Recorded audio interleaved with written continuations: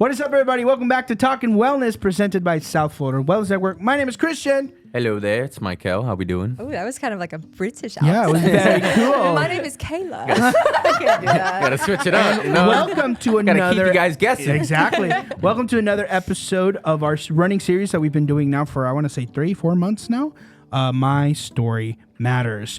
For the last 3 weeks, you guys have kind of gotten, it was like a mix of My Story Matters and a series, Overdose Awareness, where we had Tobin and we talked about his story and we talked about overdose awareness and we talked about recovery and all different aspects like that. We talked about his son, Isaac, and it was insane. Amazing. So we really recommend you watch those 3 episodes. It was phenomenal. Iconic. Yeah. Really. It was insane. So after you listen to this, go check it out. Go check it out. Please do. 3 other episodes. That gives you like 3 days or weeks or however you do your podcasting. And they're short. They're little tidbits. The first one's only 40 minutes. It'll the second keep you one's 20. When you're cooking or, watching or doing something. Driving throw it to on. work. Yeah. Where now? Let's give them some options. Where can they hear our podcast? And if they're taking a bath, they can hear our podcast. Anywhere in the restroom. Anywhere in the 2, 3, restroom. whatever you're doing. Yeah, whatever number you're doing. They can hear us in the gym. Kitchen. While you guys are working out. While you're in a staff meeting, put an AirPod. No, I'm just kidding.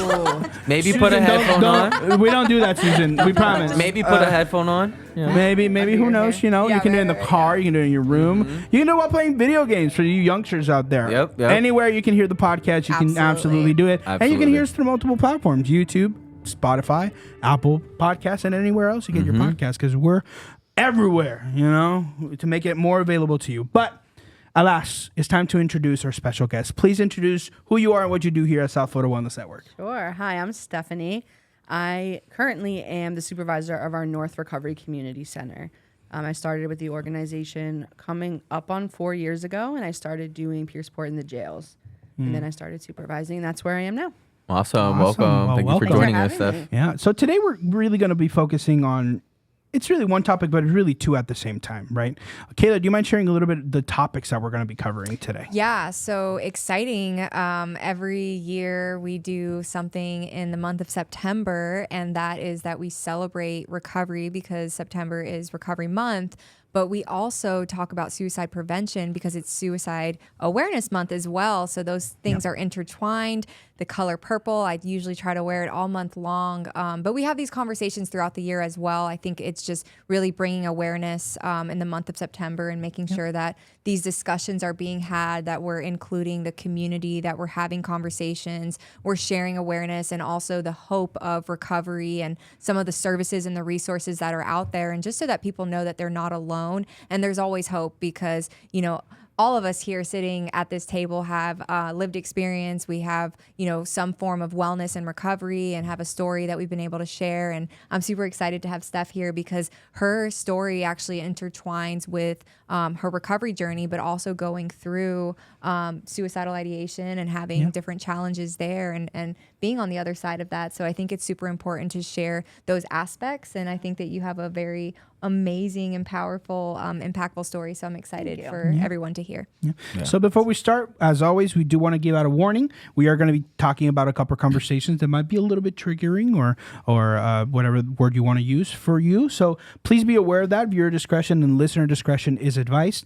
But I always say, make sure if this is a topic that is really affecting you, maybe try listening to this episode with a support partner next to you or with somebody in your life that provides that kind of extra support so you can get through it. Because again, everything that we talk about on the podcast is about giving hope and giving you guys some tools that you can utilize to find your own way out, So if it's really something that affects you, I challenge you, try to find somebody you trust, somebody who's a support person in your life. Listen to this podcast with them and try to use your wellness tools while listening to this podcast. Make sure that you're surrounded by people who care about you, right? That we want this to be accessible to everybody, but I do understand that we sometimes cover topics that aren't easy to listen to or because we have our own traumas and things. So that's why I wanted to give this little warning before we start. But without further ado, Stephanie, I leave it to you. Share us a little bit about your story.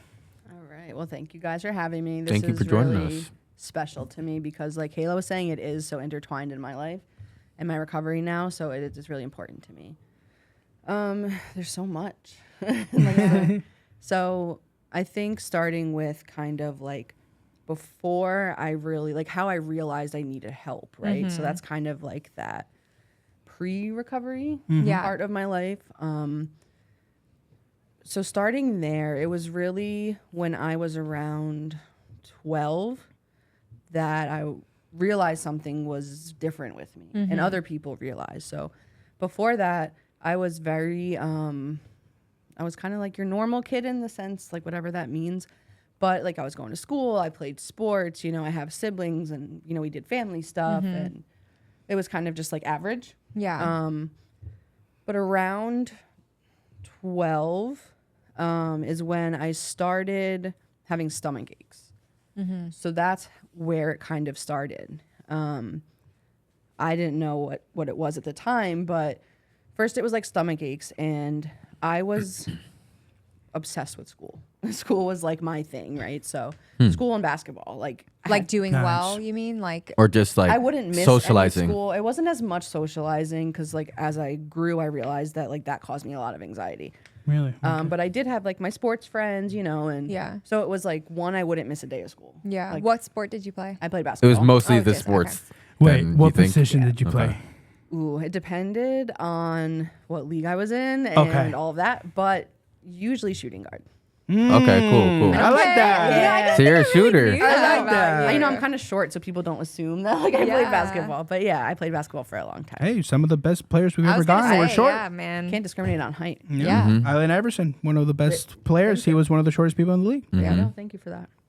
So yeah, so I wouldn't miss school, and then yes, it was also like doing well. I had to do well. And looking back now, I think I see where some of that came from. Like, yes, I had like an average childhood, but there was stuff, right? Like parents divorcing. My youngest sister has special needs, which was challenging growing up and also like amazing. But there was a lot there, and I was a kid, so like learning about that and helping with her. So there was stuff, right? Yeah. So, but at school was like my outlet. I could throw myself into school. I could do really well at school. It was kind of like my thing. So around 12 is when I started having stomach aches and I started missing school. So immediately, like my teachers were like, "What's happening? That's Yeah. not you." So I started missing school a lot. And we went to all these, my mom took me to like a specialist and like a infectious disease doctor. Like there's got to be something going on. And finally a doctor said, "Have you thought that it's anxiety?" And my mom was like, "Oh, okay." You know, she didn't know what it was. Yeah. So that's when I started going to therapy. Okay. Oh, So, but it also came out at that time I had started self-harming. So that came out too, because at the time I started realizing I didn't feel well. Where do all these things come from? Yeah. That's a really good question because I didn't understand it. Yeah. Now I have a lot more understanding looking back. I think it was Can a you little, pinpoint almost like, okay, so like the stomach aches, because I think this is really important because 100%. I think that it manifests like Yeah. mental health and like different types of symptoms will manifest in different ways in our Yeah, body especially as and our kids. thinking. yeah. Yeah. And that's something that not a lot of people talk about. Right, And it's right. really important because, like, you're not the first one. I've met a lot of people who told me, yeah, I started having this really bad migraine. I started this really bad stomach pains, really bad back pains. And I was like, and they told me when I went to the doctor, they recommended to Yep. speak to a therapist. And I was Yeah. like, Can you recall thoughts going on or something that was going on that kind of triggered that? Yeah, because it all kind of stems from some type of trauma, whether it be conscious or subconscious, you know? Yeah, so I think in retrospect, I think a lot of it was the household atmosphere. Like I put the pressure on myself to be perfect. Yeah. So because there was other chaos, right? Like I have 3 siblings. My parents were going through their stuff. My youngest sister had a lot of challenges, Yeah. right? And I took on that role of like, I'm going to help. That was I jumped at a young age into that caretaker role. So I think I put a lot of pressure on myself to be perfect because I didn't want to add to the chaos. You just felt the overwhelmingness Yeah. of Yes. all these situations So like the on your weight on your shoulders. shoulders, Yeah, yeah. And some of exactly. it could have come from my parents in a sense, but I think a lot of it was just me internalizing it. And I did not want to add any more chaos to the environment Yeah. because I felt that the tension, you know, if my parents were yelling, I felt all of it. That's huge. I just want to like pause there because I think that that is like a theme that I see a lot with, yeah, this is what I always talk about with like young people is that it's not necessarily the specific environment, but I think all young people go through that process of internalizing what goes on in their household 100%. Yeah. because their psyche, their Yeah. psycho, like And they're you're just like not. at 12, right? Like I'm entering puberty. Yeah, Like, it's like terrible all enough. of these things. Middle Yeah. school. You see it in terrible movies all the time sometimes. where like the standard one is like their parents will get divorced Right. and then the kid will feel that Yes. trauma Take that and then on. they'll go into school and their life will Yeah. change and it's just Yeah. it's a completely I normal think thing. Yeah. it's hard not to take any of it on. 100%. Like how could you not? Absolutely. I don't think I Absolutely. blamed myself. Like you hear some people say, I think it was my fault. I don't think I ever turned that in on myself. Right. You just focused on perfectionism. Like Yeah. I'm just gonna Yeah. do. I'm gonna make sure I'm helping. I'm doing perfectly in school. Yeah. Right. But I also realized that I was using school as a way to not be home. A distraction. Yeah. Yeah. Yeah. So I think the self-harm came in with that of Mm-hmm. like, this is an outlet. I feel tension. I feel stress.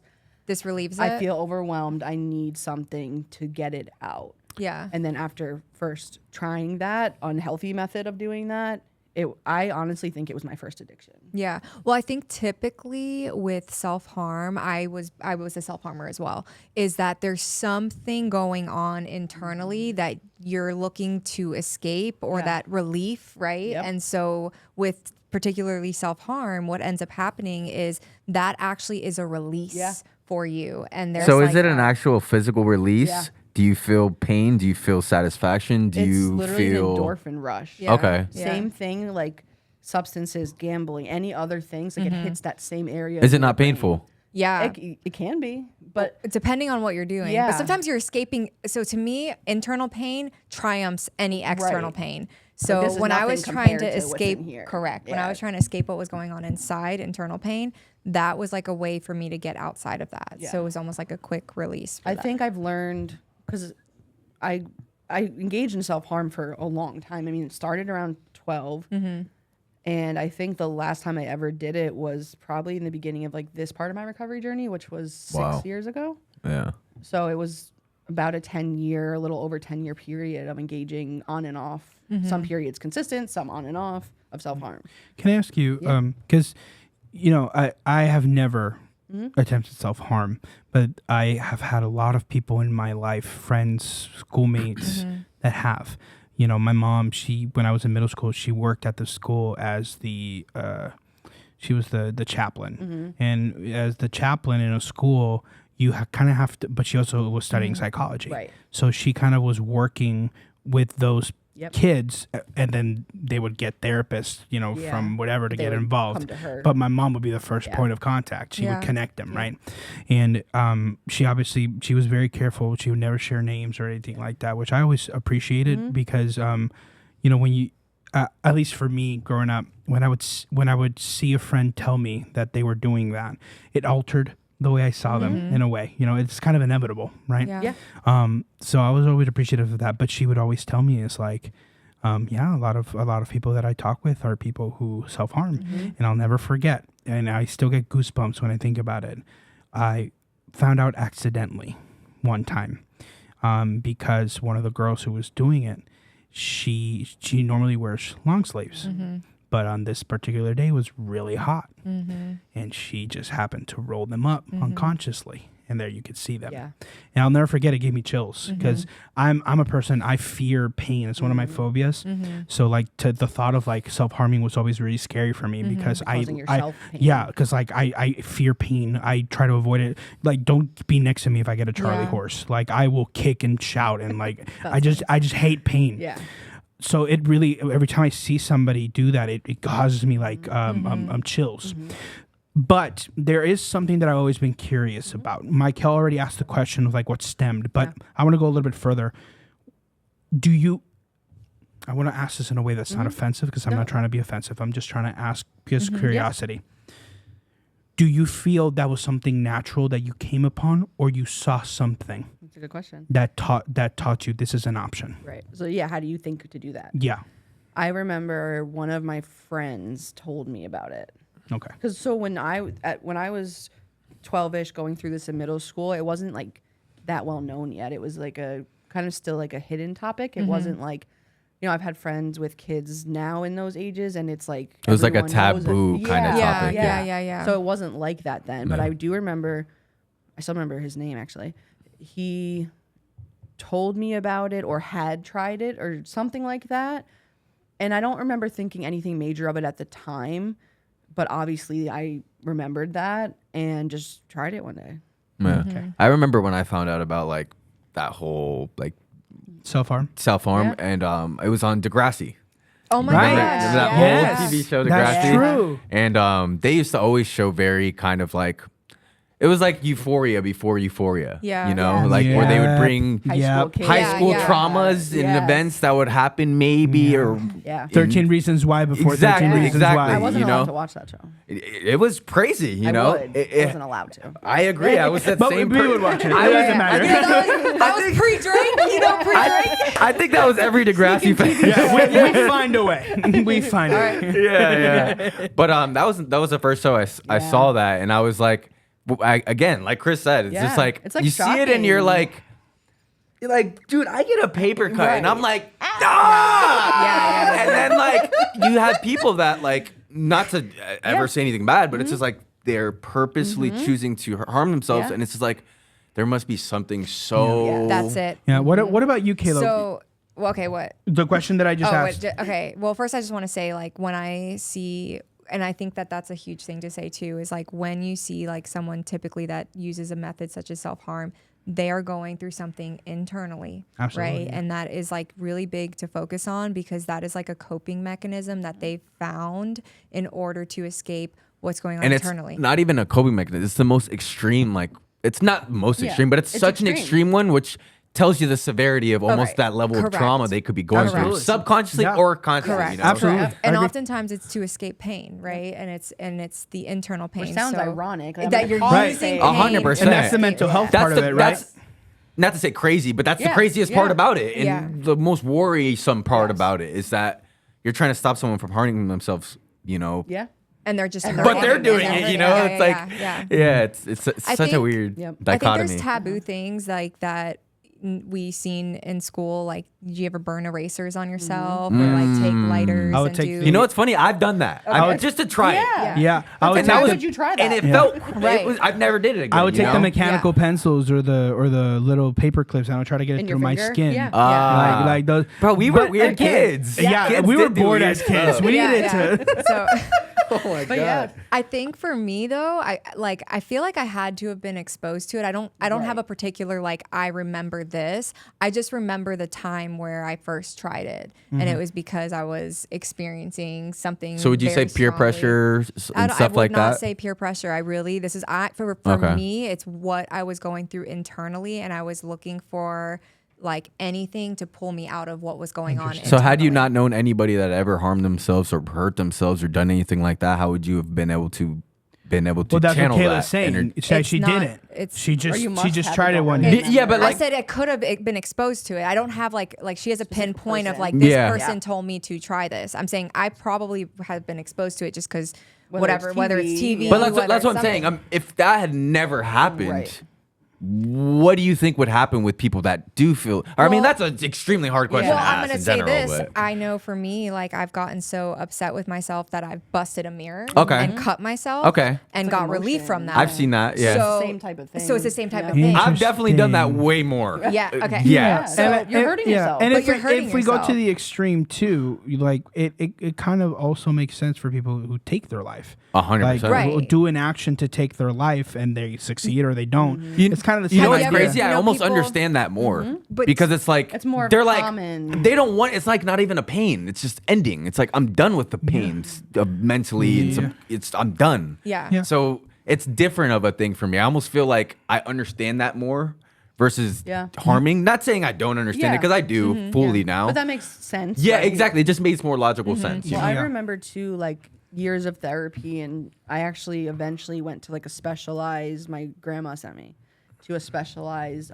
self-harm residential treatment. Like a 30-day. It was in St. Louis, Missouri, like some random place my grandma found and sent me. So I've learned a lot about it over the years, right? And I remember being able to finally pinpoint like two different things. Like one, I was either feeling nothing and needed to feel something. So if I hurt myself, I felt something. Interesting. Whether it was physically, then the endorphin That's the most. rush. I can understand that more than anything. Or I yeah. felt too much and needed that To- release. Yeah. Which later turned into other things. Because I've heard of a lot of, that's a big psychopath thing, is they'll harm Yes, themselves. yeah. And it's a lot due to that lack of emotion, Yes. that lack of empathy, that lack of happy and stuff like that. Right. So it's like, I want to feel something. Yeah. So I can absolutely understand that. So you if know? you're going through like major depression, right, or you're experiencing trauma that is like all in you and you're like, how do I escape this? That It's almost like either absent of emotions or too much. absent or the process Yep. of how to Yeah. process your Yeah. emotions, Yep. you know? Yeah. Those And were the two things I finally like pinpointed. Yeah. And maybe different times were different ones. But I remember like coming to that like probably through talking it out in therapy. Yeah. And all this Interesting. stuff. Yeah. And how did that feel? Like, did you actually, you were like, whoa. It made sense because a lot of it being so young, it didn't make sense to me. No, I knew that yeah. I was engaging in this behavior that no one else I knew really was. And then my teachers found out, and then my parents found out. So it created this whole cycle. I was hospitalized for the first time, and I think I was 13, like a juvenile psychiatric unit, kind of after all of that. So, and I didn't know what was going on. I knew that something was wrong, that I was different than I used to be. I wasn't as outgoing. I missed a lot of school. I missed basketball, which was never a thing. Like I wouldn't, if you don't go to school, you can't play in the games. So I Right. wasn't missing school or Yeah. practice, you know? Yeah. So when things started changing, I didn't know what was happening. It just, my stomach hurt, right? And then I identified it was probably anxiety and then some depression. So that's kind of how those words came into play and medication. I think the hardest thing for a young person is to articulate and Oh, to yeah. like You just don't know. it's so hard. You just don't know. And this How is to why articulate. they are. And this is why I always say like equipping adults with being able to spot that, right? The signs, Yes. right? Help a young person because they're not going to be able to articulate. I couldn't articulate. You know what's funny? And it's not even like down to just kids. It's people that have not been exposed to things. Yeah. Because I was telling Ed earlier, like my friend, you know, he's 29. He does a lot of things that are very childish and very dumb. He just got himself in trouble and, you know, with the law, and he's trying to work that out. And it's things that he's been doing for years. But it's just like, you don't learn until you learn I know sometimes for plenty some of people. adults who don't know how to express their emotions. They haven't Absolutely. been taught. So whether Absolutely. it's normal teenage things of growing up and puberty and school and friendships and family, or added on the mental health part of it, right? So whether it's that or without that, you're learning how to express yourself. 100%. And I said this too. I've said this a few times. We all work in a nonprofit that specializes in talking about your feelings Right. and all that stuff. So yeah, Not we can everyone do has it. that. Yeah. Not everyone does it. For sure. You No, know? it's such a huge, no, you're absolutely Yeah. right. And it's still, Not everybody. there's a lot of stigma, Yeah. right? So we have to talk Exactly. about that. There's so much Yes. stigma still, even today, even as far Yes. as we've come with Yes. having the conversations. Yeah. And so, and we've learned because we're all in our recovery process Yes. and we've worked through those things. Mm-hmm. But back to kind of with your story, because I this kind of similarly for me, like when you found, drugs and alcohol, did that become like a new outlet? Was it something that was like kind of intertwined with what was Yeah. going on? Like, how did that kind of? So it started out probably around like 14, 15-ish. Like if I was always trying to be out of the house. So as I went to high school, that turned into like staying at friends' houses for entire weekends or weeks in the summer. So it fell in with that, right? Like always trying to not be, I didn't want people coming to my house as much because it was a little chaotic. So I was always trying to be out. And as I went into high school, it turned more into like friends' houses. Where I'm from is like a really small country town in New York. So we'd have bonfires all the time. We play manhunt in the woods. Like we would do fun. sounds yeah, lit. that is I know. fun. Yeah. That's my type of friend Yeah, group exactly. for sure. That's my type of stuff. I It think was that's what I great. did, honestly, too, in high school. I absolutely and- loved yeah. it. Like I still love going by. My family still lives in the same town, so like, in the same house. So I love going. I love it there. But I love that we were able to do those things. So like we'd have bonfires on the weekends, right? And a bunch of our friends would come over. So my friends were usually a little bit older, and I think the things I dealt with growing up made me a How little more older? mature for my age. How older? Well, Because she said older, and her friends are older. I'm like, I'm like, you said older. fundraising your dad over here. Like, these are older That's people. one thing I like- remember from Kayla's story is that when she I told have- that, They're I a was little like, older. They're a little older. I have those experiences as I'll well. hang out with older people that are like 1 year Okay, older than me. This guy's so cool. He's 15, bro. Like, There's a big assortment because there's lots of different experiences with older people. yeah. So Assortment's the word for it. Listen. That's the word. That's the word. trust me. There's a Choices lot. and options. There's a lot. Bad choices and options. So in high school, it was more like I was like a sophomore. Most of my friends were seniors, right? So like in high school, they were just a couple years Yeah. older, and I was the oldest. Well, no. So in my house, I have an older brother from my mom's side. So I was my dad's oldest kid, and then I have 2 younger sisters. So Okay. I always like joke too because like my friends were usually the youngest. Yep.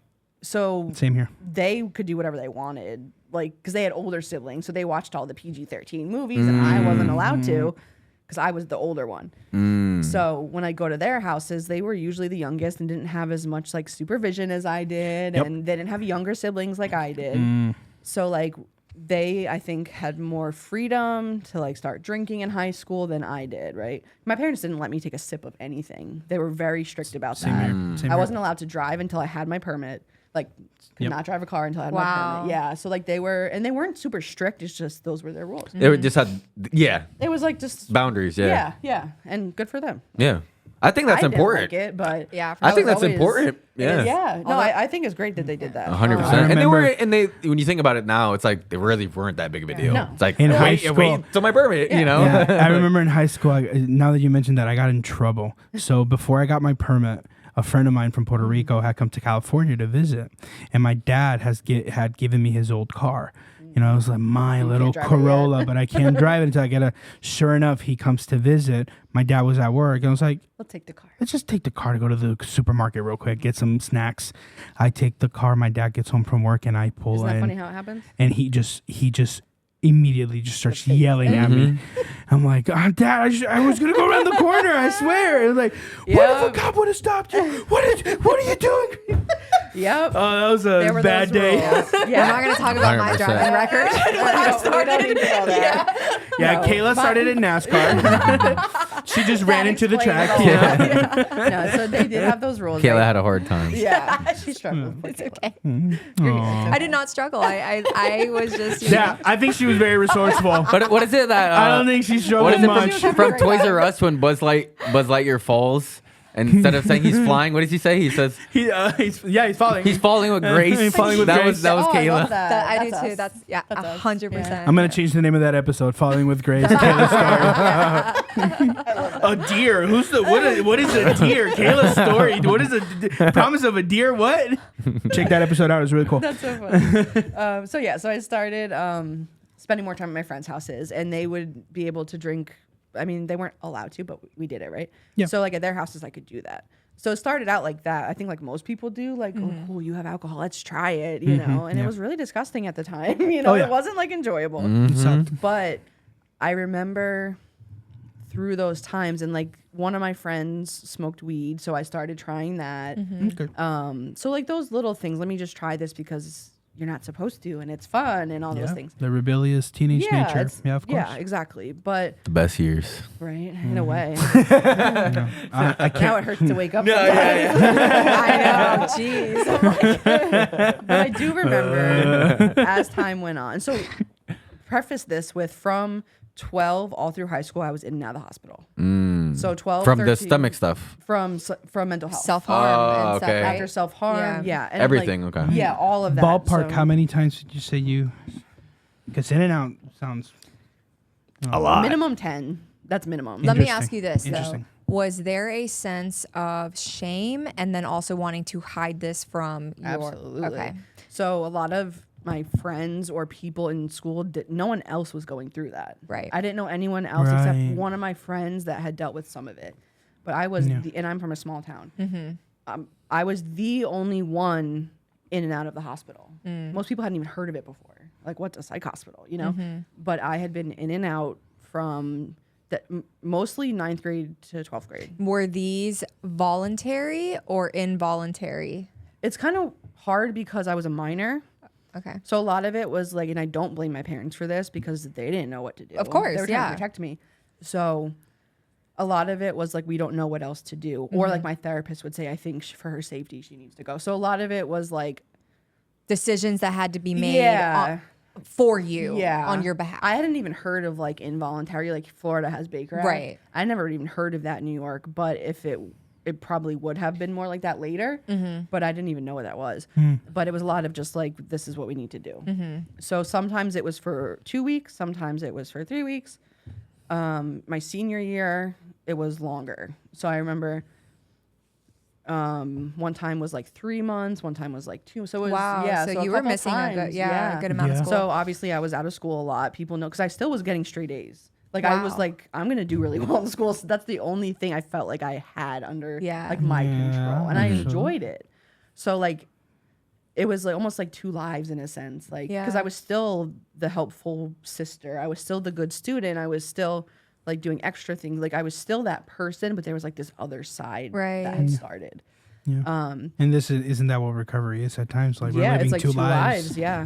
And it's just so there's no like discrimination on. That's why I tell people it's like some of the most brilliant, like incredible. All of my friends in recovery are just like, I'm just like, you guys are just like amazing, you know. And it's like this could really affect and impact anyone. And just the fact that you were going through all of these experiences, but still holding the school, the grades, and all that stuff shows the other side. Because some people, that stuff. I was a high school dropout because I got kicked out of school. You know, but could potentially have straight A's when I was in school and I was doing well. And then the other side of that is you have a whole another situation where you are still getting straight A's, still having those things, but you're still really going through like some really big challenges at a really young age. And I remember talking about like that stigma, and especially in high school with high school age friends. And I think it was my junior year, I was out again, and my decisions became a little more self-destructive. So I was self-harming already. And like, so for example, one time I remember like taking a bunch of Tylenol or Advil or something. I was like 15, 16, around there. So I don't know if my intention was to end my life, or it was more like, this is dangerous and I don't feel well, so I'm just going to do it. And whatever happens, happens. I think it was kind of, from what I remember, was more like that. Yeah. So I went to the hospital, I came out, and when I got out a few weeks later, you know, you don't have your phones in there, and phones were becoming like popular. Yeah. So I had my little cell phone, my little flip phone, and I remember having a message from my best friend that she can't hang out with me anymore. Because it's just too much now. And a message from my other best friend, basically the same thing. And so I remember it being like, wow, like I'm struggling. And now it's different because, one, we were teenagers. Our parents had says and things, you know. So I'm sure their parents were part of that. And I don't blame them. Because I was being really reckless, really destructive. Sometimes my one friend was involved with that, like at her house. Like, so especially now, I don't blame them for any of that, but there's a lack of understanding. But it was also a while ago now, and high school. Yeah. So like, I don't hold that. Maybe at the time I did, but. And that had to be hard too. I mean, you have like your 2 best friends. I spent like every weekend with them, with their families, you know, all these things. So it was like a huge thing. Like, okay, like I'm struggling and now I don't even have my best friend. Let me ask you this. Did you guys have conversations around this? Thank you for watching part 1 of Stephanie's story. Make sure to tune in next week for part 2.